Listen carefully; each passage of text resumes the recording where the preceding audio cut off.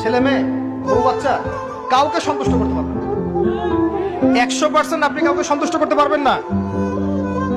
সারা জীবন করে যাবেন, আপনার বিরুদ্ধে অভিযোগ থেকেই যাবে। শুধু আল্লাহ রাব্বুল আলামিন অপেক্ষা করে বসে আছেন, আপনি কখন তওবা করে তার দিকে ফিরে আসবেন। দেন আল্লাহ পাক আপনাকে মাফ করে দিবেন ইনশাআল্লাহ।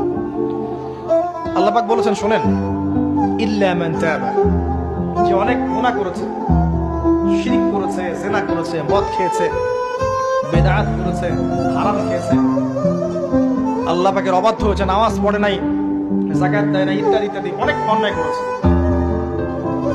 একদিন তওবা করে ফিরে এসেছে। আল্লাহ পাক বলেছেন, ইল্লা মান তাবা, যে ব্যক্তি তওবা করে ফিরে আসলো, ওয়া আমানা, এবং ঈমান নিয়ে আসলো, ওয়া আমিলা আমালান সালিহান, এবং এখন থেকে সৎ আমল করা শুরু করলো, হোক সে নারী বা পুরুষ, যে কেউ, যে কোনো বয়সের, যে কোনো বর্ণের, যে কোনো ভাষার, যে কোনো দেশের, এগুলো কিচ্ছু যায় আসে না আল্লাহ পাকের। ইন্নাল্লাহা লা ইয়ানজুরু ইলা